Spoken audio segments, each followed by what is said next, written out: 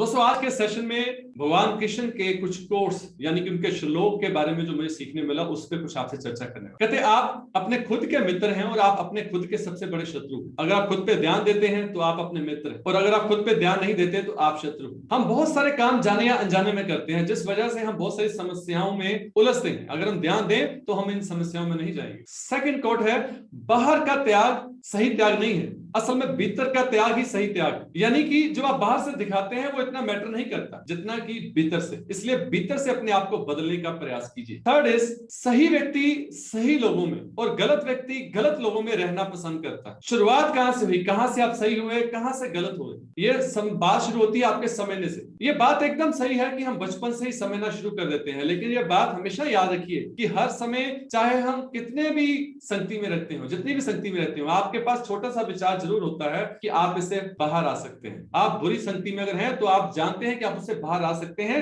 और इसके लिए सिर्फ करज चाहिए और करज हो तो आप इससे बाहर आ सकते हैं। सो ऑलवेज सही चीज की संगति कीजिए, गलत लोगों को छोड़ दीजिए। फोर्थ कोट है कि अहंकार जो है वो इंसान में मैं का भाव लेके आता है। अहंकार का सिर्फ इतना अर्थ है कि वो अपने आप को बढ़ावा देता है और यही सबसे बड़ी गलती। कोट नंबर 5 है, जीवन ना तो भविष्य में है और ना ही भूत में, ये सिर्फ और सिर्फ वर्तमान में। इसका अर्थ क्या है? इसका अर्थ यह है कि चाहे आप कितनी भी कोशिश कर लो, चाहे आप जितनी भी अपनी एनर्जी जुड़ा लो, आप भविष्य को वैसा नहीं बना पाओगे जैसा आप कल्पना में सोचते हैं, जब तक कि आप उसके लिए काम ना करें। और काम जो है सिर्फ वर्तमान में हो सकता है। इसलिए कम सोचें कि भविष्य में क्या होगा और मुझे क्या करना है, ये ज्यादा सोचें कि वर्तमान में मैं क्या कर सकता हूं जिससे मेरा भविष्य बदले। अगर आप भविष्य में कुछ बदलाव चाहते हैं तो वर्तमान में अपना 100% डाल दीजिए, भविष्य अपने आप आपके अनुसार होगा। बहुत लंबा सोचने की जरूरत नहीं है, लेकिन फिर भी हम ऐसा करते हैं। ये गलती भी अपने को सही करने से ही, समझ बढ़ाने से ही पूरी हो सकती है। इंपॉर्टेंट ये है। कोट नंबर 6 है, निद्रा,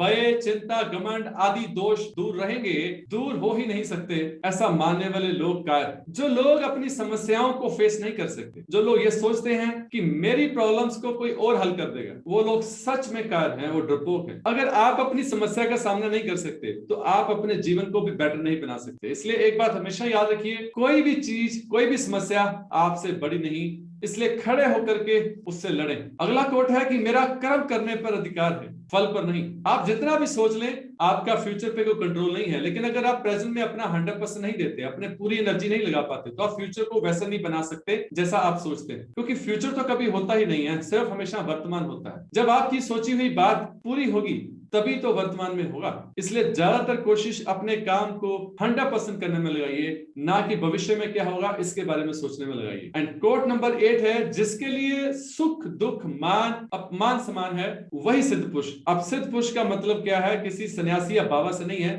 सिद्ध पुरुष का मतलब है कि जो व्यक्ति खुश है, जो अपनी लाइफ को पूरे मीनिंग के साथ अच्छे से जी रहा है, वो व्यक्ति ही सिद्ध पुरुष। तो इस चीज को कभी भी ऐसा मत समझें कि यार किसी सन्यासी या बाबा की बात हो रही है, यहाँ पे आपकी बात हो रही है। अगर आप खुश रहते हैं तो आप सिद्ध पुरुष हैं। वो खुशी ऐसी नहीं होनी चाहिए कि वो कुछ दिन के बाद खत्म हो जाए, वो ऐसी होनी चाहिए कि एक बार शुरू हो जाए तो फिर उसके बाद खत्म ही ना हो। और आज का अगला कोट है, हे पार्थ तू फल की चिंता मत कर, सिर्फ कर्म कर। कहते हैं फल की चिंता मत करो, सिर्फ कर्म करो। कैसे ऐसे हो सकता है कि हम फल के बारे में ना सोचें और फल के लिए ही तो काम करें, लेकिन सिर्फ इतना समझें, अगर आप फल की चिंता करेंगे तो आप सक्सेसफुल नहीं हो पाएंगे। क्यों? क्योंकि आपको अब 100% अपने काम को एक्शन ऑर्डिनरी बनाना होगा, आपको कर्म डालना होगा, तभी आप अपनी एक्सपेक्टेशन से ज्यादा फल ले पाएंगे। इतना आप समझ लें आज के इस बात को। आज का आखिरी कोट है, जो अपने मन को नियंत्रित नहीं कर सकता, वो उसका मन ही उसके लिए सबसे बड़ा शत्रु बन सकता है। बहुत सारी समस्याएं हमारे मन के इधर उधर भागने के कारण। हम कितनी विल पावर का यूज करें, हम कितना करेज दिखाएं, हम कितना अपने आप को काबू करने की कोशिश करें, मन हमारा